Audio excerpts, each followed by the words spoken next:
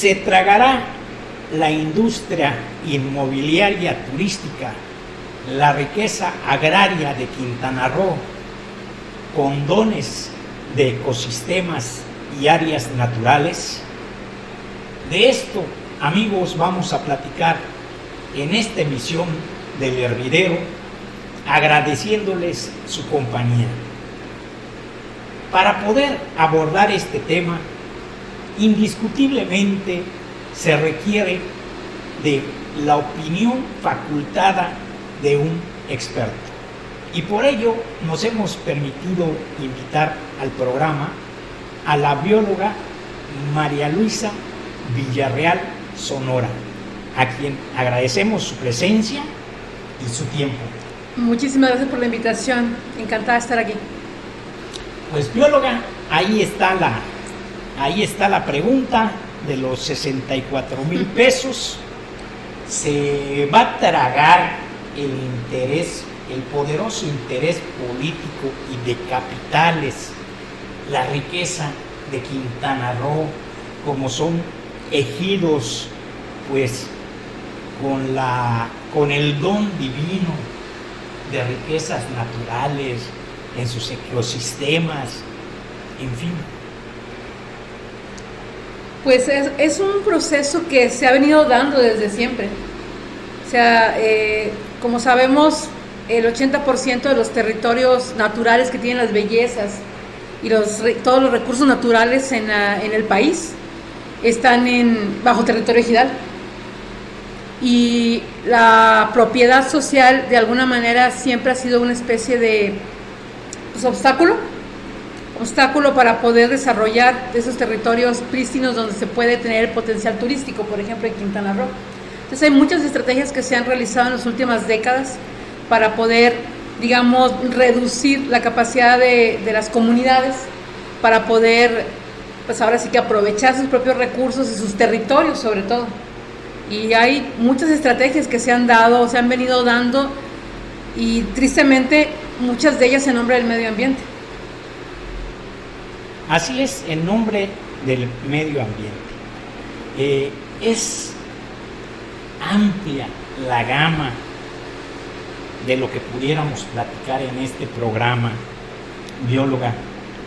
Por ejemplo, están los famosos PDU, los planes de desarrollo urbano, que por ejemplo en Tulum se acaba de aprobar a puertas cerradas, sin consulta pública, o bien dicho, una consulta pública de un par de días, pero que coincidían con los festejos patrios, ¿no? O sea, como que hubo allá plan con maña. Tenemos también la preocupación en el sur de Quintana Roo por la posibilidad y la fuerte versión, ya no rumor, la fuerte versión de que pudieran declarar a Bacalar y su laguna de 7 colores como área nacional protegida. Y a eso súmele, pues, la fiesta que se sigue dando en Siancán. Entonces, no sé por dónde quiera arrancar. Pues hay muchísimo que platicar. Sí, de hecho, Bacalar tiene ya 2 décadas que ha habido intentonas de declarar la área natural protegida bajo la premisa de que es la única manera de poder conservar el ecosistema, ¿no? Pero pues una de las cosas que siempre hemos discutido en muchos foros es que las ANP realmente no han funcionado para lo que se dijeron crear, ¿no? El ANP que me diga en el estado, en el país, no cumple con sus objetivos. Sin embargo, se vuelven camisas de fuerza para las comunidades locales, que no pueden desarrollarse, que no pueden trabajar porque se les asigna una especie de comendero que tiene todo el poder de decisión sobre lo que pueden o no pueden hacer. Yo tuve oportunidad de leer casi todo su libro en defensa de Bacalar, del cual vamos a platicar en un momento más. Usted que está muy compenetrada con Bacalar, bióloga, ¿qué puede pasar? ¿cuál es el escenario que usted vislumbra? Pues a partir de la detonación del proyecto de Tren Maya hay muchas oportunidades, se han creado muchísimas oportunidades para desarrollar la zona. Desafortunadamente, afortunadamente la comunidad, las comunidades, los ejidos han estado muy al pendiente es decir, de no perder el control sobre sus territorios. Han sido comunidades que han conservado toda la naturaleza y todos estos bienes que en un momento dado son el atractivo principal para el turismo. Más o menos cada 2-3 años surge una corriente o una presión. Hay, no tanto como área natural protegida, pero sí he sabido que hay algunos grupos que actualmente están pues poniendo presión para crear otra modalidad. Siempre le cambia la modalidad. O sea, a veces fue un Pomotedu, fue una ANP, luego querían hacer un sitio Ramsar. Todos esos son esquemas proteccionistas para la laguna. Les hemos dicho un montón de veces, las comunidades, sobre todo todas las comunidades que están alrededor de la laguna, que la problemática, si bien sí hay que hacer algunos instrumentos de regulación que ya existen, para las actividades económicas en la laguna, la problemática viene de arriba, de la cuenca. La laguna depende de su cuenca y la cuenca viene de 200 kilómetros de distancia hacia el poniente, pero nadie voltea a ver el poniente. Todo el mundo quiere controlar el cuerpo de agua porque ahí está el principal interés, pero el cuerpo de agua es el receptor de los impactos que vienen desde arriba. Entonces realmente proteger la zona que recibe los impactos y no proteger las zonas donde se generan los impactos, pues no tiene razón de ser. ¿Y han identificado a los principales interesados? Si es así, ¿quiénes son, bióloga? Pues miren, no aparecen como grupos interesados, ¿no? Pero es la misma dinámica que se ha venido dando en todo el estado. Como digo en el libro, o sea, lo que investigamos era quién promueve las ANPs, cómo se promueven estos esquemas proteccionistas, y siempre es el mismo mecanismo. Siempre hay un grupo de investigadores o de académicos que empiezan a gritar que hay una especie que está amenazada o que hay un ecosistema que los locales van a destruir. Y entonces llegan las ONGs ambientalistas y dicen que ellos traen los fondos para poder hacer los estudios y generar la ANP, y finalmente llegan las instancias de medio ambiente del gobierno, sobre todo local, que decretan las áreas, ¿no? Esta es la famosa tríada. La famosa tríada. A ver, para que tenga idea nuestra audiencia bióloga, ¿qué le parece si pasamos a la portada de su libro? Uh-huh. Y inmediatamente a segmentos medulares en los que se refiere a la tríada? Aquí tenemos en pantalla, bióloga, la portada de su libro, uh-huh, En defensa de Bacalar. Es el tomo 1. Tomo 1. Entendiendo cómo funciona la tríada del ambientalismo neoliberal. Al hacer usted referencia de la tríada, ahí dice que suena como algo de ficción, uh-huh, pero el nombre vino cuando quedó claro que son 3 sectores de la sociedad, unidos por vínculos de intereses particulares, beneficiándose alevosamente del discurso ambiental. A eso lo define usted la tríada. Y cita que actúan como pandilla con intereses individuales propios que tienen coincidencia entre ellos, ¿no?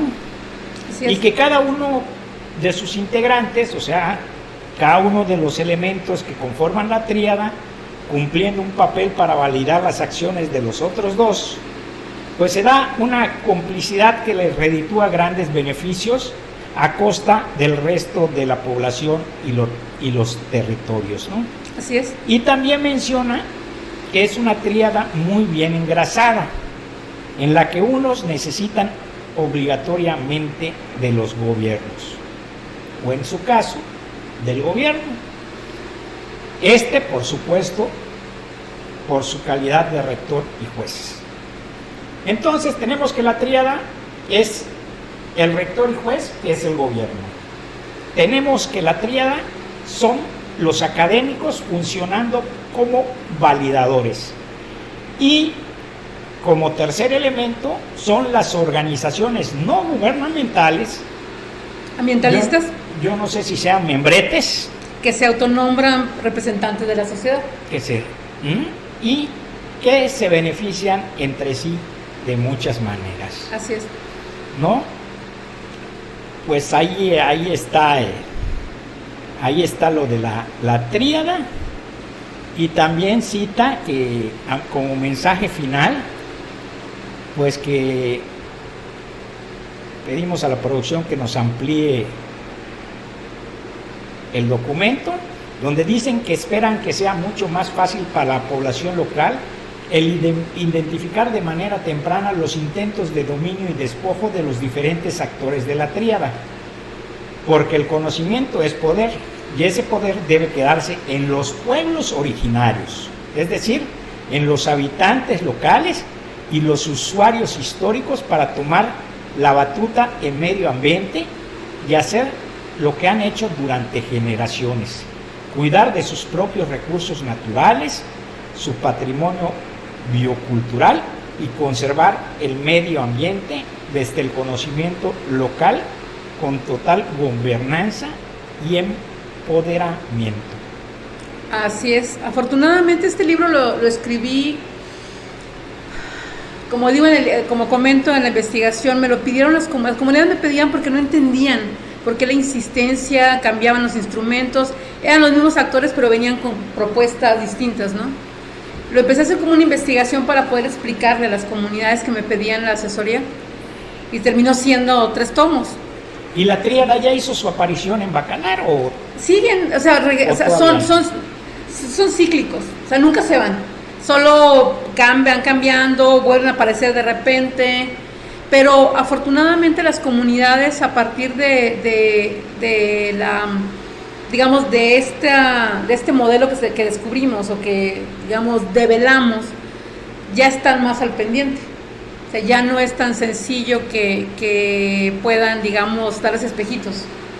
Se han estado preparando en los últimos 3 años, y sobre todo una cosa muy importante es que han entendido su rol y la batuta que tienen para demostrar que tienen el compromiso real de conservación, y que no necesitan que les vengan a imponer instrumentos de tipo proteccionista y restrictivos. Bióloga, a mí me llama mucho la atención, y más por lo que está aconteciendo en Tulum, por lo que está aconteciendo en el mismo Bacalar, por lo que ya se ve venir en el municipio de Solidaridad, por lo que está ocurriendo en el municipio de Benito Juárez. Me llamó mucho y poderosamente la atención la reaparición de Jorge Emilio González Martínez, el Niño Verde, a quien observamos a nuestras espaldas el día que reapareció y que lo dio a conocer la prensa nacional, ¿no? Y las televisoras nacionales. ¿Cómo reapareció? No como dirigente del Partido Verde, reapareció como ambientalista preocupado por los recursos naturales de México. Apareció como, yo no sé qué tenga que ver con los niños con cáncer, pero bueno, ojalá que haya sido así, que reapareció para pugnar por mayores recursos para los niños con cáncer. O sea, para mí nunca se ha llevado la gimnasia y la magnesia, ¿no? Entonces, yo quiero preguntarle qué lectura le da a esta reaparición del Niño Verde, que, como sabemos y han documentado diversos medios de comunicación local, tiene fincada fortuna en Quintana Roo de manera, pues, no tan proba. ¿Qué lectura usted le da a esta reaparición del Niño Verde? Pues, independientemente o sea, volviendo otra vez a las cuestiones que tienen que ver con los actores de la tríada, siempre son los grupos ambientalistas los que empiezan a hacer la alarma, y esos grupos de poder en algún momento que siempre van a abanderar, o sea, llegan abanderando causas aparentemente justas, humanitarias, buenas, ¿no? Pero sabemos que, o sea, desafortunadamente no es, o sea, no es porque lo digamos nosotros, mucho de lo que le digo yo es, todos lo sabemos, aparecen justo cuando algo va a suceder, porque ya se está cocinando algo, porque necesitan la opinión pública. Un elemento muy poderoso de estos grupos es la opinión pública. A la opinión pública a quien le presenta la bandera de altruismo, de cuestiones humanitarias, pero siempre el trasfondo es un poco más oscuro, ¿no? Entonces sí es preocupante que de repente en la zona sur siempre hemos estado olvidados de todo el mundo. O sea, tú ya sabes bien que la zona sur, hasta ahora que viene lo del Tren Maya, fue que les empezó a llamar la atención a todo el mundo. Y eso, pues, afortunadamente las comunidades están preparadas, digamos.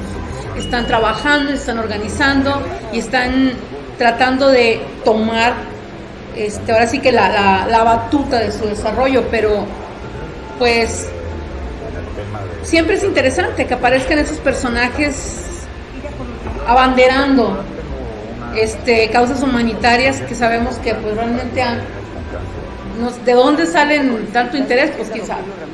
Y en la tríada de la que usted habla, ¿en dónde embona, en dónde encaja el niño verde biólogo? Pues no es académico, no es... No, por eso le pregunto. No es gobierno. Ya no es gobierno. No es, pero es que hay... A ver, fue senador. En el libro yo le explico, la tríada funciona como esta pandilla al servicio del poder económico. Entonces, él embona en el poder económico. Pues es que... ¿Indicaría? Pues lo que sucede es que hay estos grupos, o sea, realmente el poder económico, que es quien desarrolla, quien acapara, quien se beneficia del trabajo de la tríada, son estos grandes intereses económicos. Son los que de alguna manera soportan y promueven todo esto, pero no aparecen no se ensucian las manos. ¿Sí? Es la tríada la que hace todo el trabajo para que posteriormente lleguen estos grandes grupos de poder económico. ¿Y quién se ensucia las manos?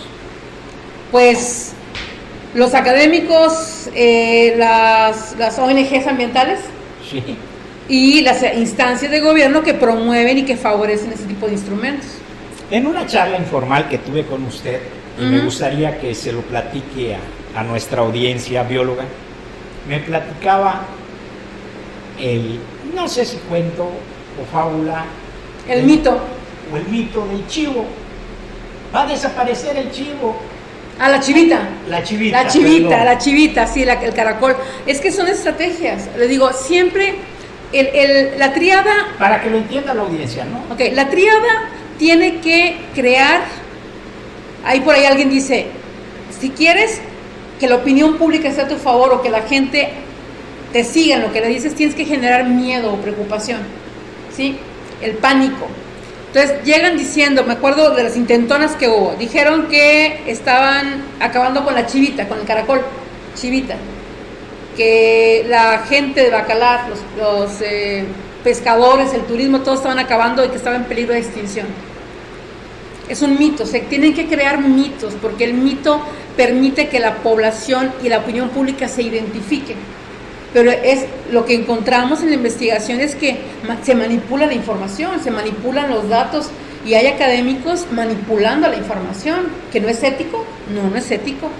Pero, o sea, si lo digo es porque en el libro les demuestro que el argumento de la chivita estaba infundado. Por eso no procedió. El argumento de los estromatolitos está infundado. Por eso no procede, no pueden desatorarse. Y hay muchos intereses económicos, mucho beneficio que se tienen por... Entonces no es ético. Yo lamento decirlo porque, pues te digo, muchos son académicos de alto nivel, pero hacen aseveraciones y promueven este pánico y la opinión pública reacciona y presiona a los locales y presiona porque se creen los instrumentos. Entonces, esos mitos que también explico en el libro van desde que hay que crear una ANP porque no hay regulaciones, hay cantidad de regulaciones. Que las chivitas están muriendo, que porque están en peligro de extinción, en ninguna parte se comprueba que están en peligro de extinción.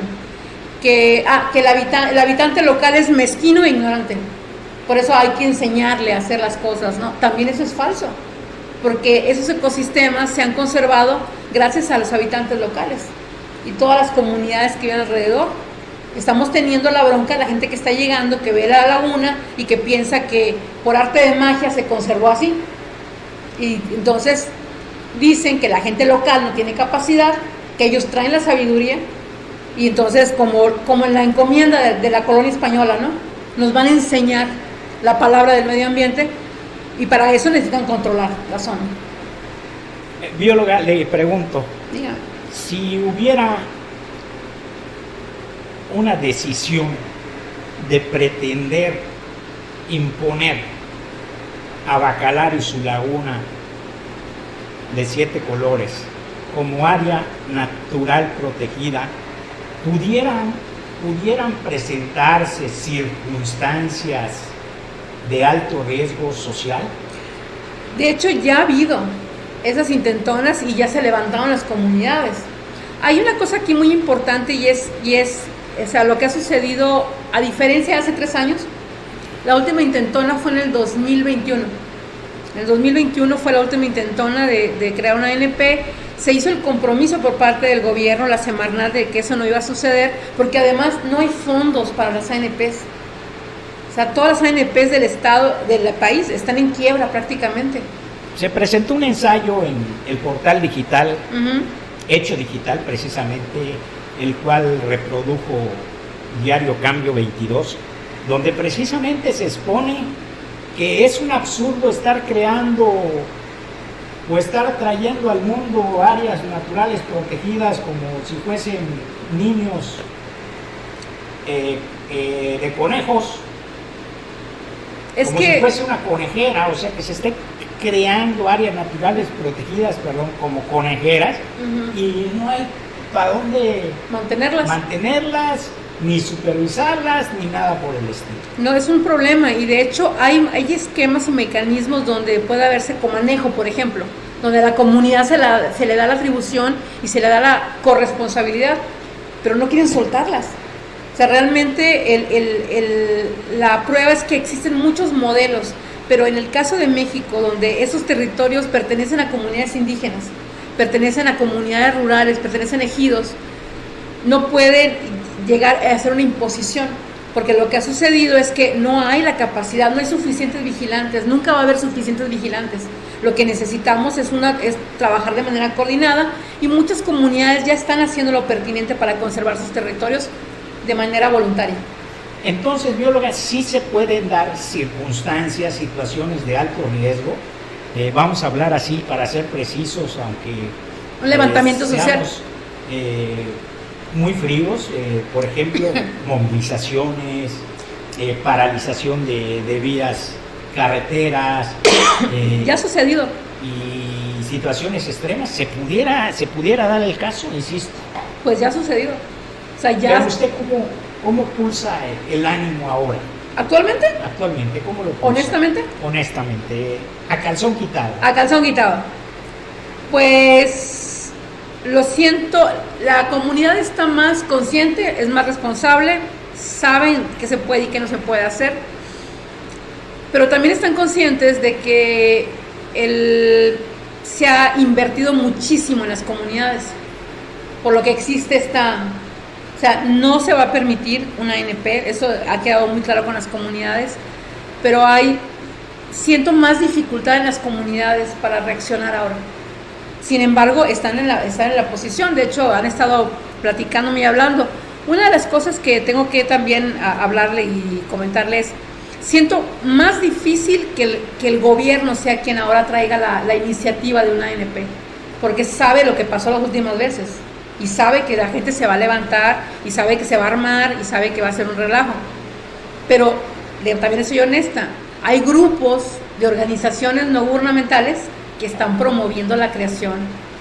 Siempre pasa así, no es el gobierno el que viene a decir, son las organizaciones y los académicos los que presionan a la sociedad, los que presionan el discurso, y luego es la sociedad que reacciona y presionan aparentemente al gobierno a que tome una decisión. Entonces, lo que sí sé es que hay grupos de organizaciones no gubernamentales y de académicos que siguen insistiendo.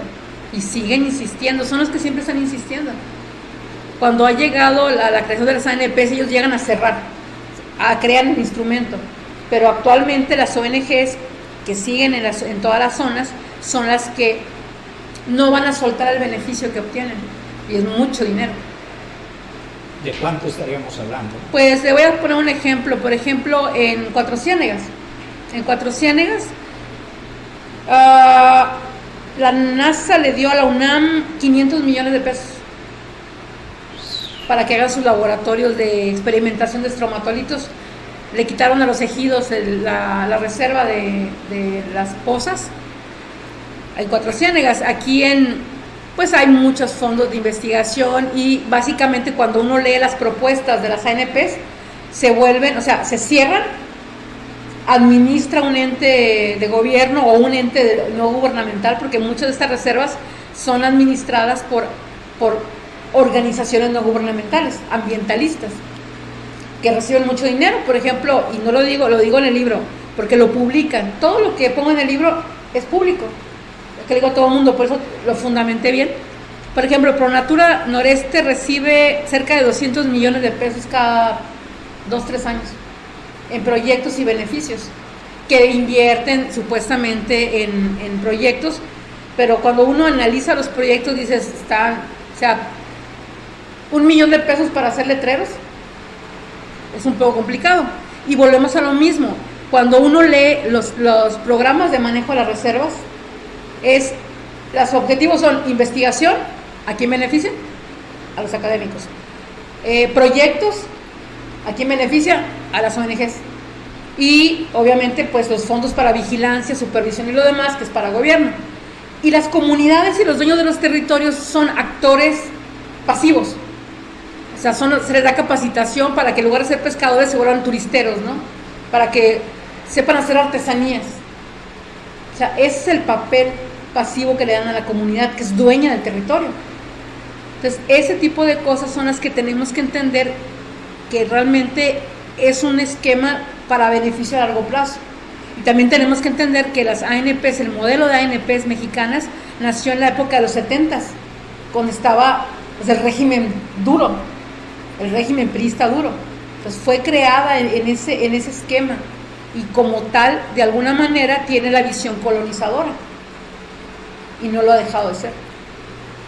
Y quienes se han visto involucrados en la realización del Tren Maya, ¿tendrían intereses por un área natural protegida en Bacalar? No lo creo. No lo creo, le voy a decir por qué. Honestamente, al menos no los constructores, no quien está a cargo del proyecto, porque una de las cosas que es muy clara es que si se llegase a decretar la laguna como una ANP, yo realmente no creo que se arriesgasen a hacer una cosa así. Por ley establece que todos los proyectos que se hacen en la zona de influencia tienen que tener el visto bueno del director, y ese ha sido un desastre en todas las ANPs. En Tulum, donde me digan. ¿Del director? De la reserva. De la reserva. A esa persona que alguien designa, porque supuestamente hay comités, pero los comités no funcionan. Y cuando tienes que hacer un proyecto, por ejemplo en Tulum, si no tienes el visto bueno del director, pues no pasa. Ya. Y no solamente colindando o en la reserva, sino en las zonas de influencia de la reserva. Ya. Pues bióloga, no sé si guste agregar algo más a su comentario pues sobre el asunto de Bacalar. Pues nada más que volvemos a insistir, las comunidades lo han repetido muchísimas veces, y es que se requiere una visión a nivel de territorio, de manejo de todo el territorio. No se requiere tanto restringir el cuerpo de agua, y que las comunidades han estado trabajando en cuestiones de conservación, en cuestiones de resguardo de todo el territorio, por lo que las imposiciones de ese tipo de instrumentos pues ya no vienen al caso, porque como usted dice, ya se demostró que no hay ni siquiera recursos para operarlas. Entonces realmente solo se vuelven una camisa de fuerza para las comunidades locales. Bien, Pues bióloga, le agradezco mucho su tiempo para esta primera parte de 2 del programa. Ya en un momento más tendremos pues posibilidad de platicar sobre lo que está aconteciendo en Tulum, que se lo vamos a compartir a Que pasó en Bacalar, Que pasó en Bacalar. Sí, el PDU de Bacalar pasó así, ahora en mayo. A puerta cerrada. Pues hasta donde recuerdo no hubo consulta pública, fue el año pasado. Acudimos a los talleres y lo demás, y luego se aprobó en Cabildo, a puerta cerrada. Y en mayo se decretó el PDU de Bacalar. Hubo muchas críticas y muchos cuestionamientos hasta la fecha con ese PDU. No está resolviendo realmente la problemática de Bacalar como viene. Y se ha hecho ese comentario, ¿no? Y actualmente se está promoviendo la creación del programa municipal de desarrollo urbano, que también ahí tiene sus bemoles, ¿no? Entonces hay que estar al pendiente. Pues bien, es el momento de despedir esta primera parte de 2 de la entrevista enriquecedora que tenemos con usted, bióloga, y no me quiero despedir, o mejor dicho, no quiero que nos despidamos pues sin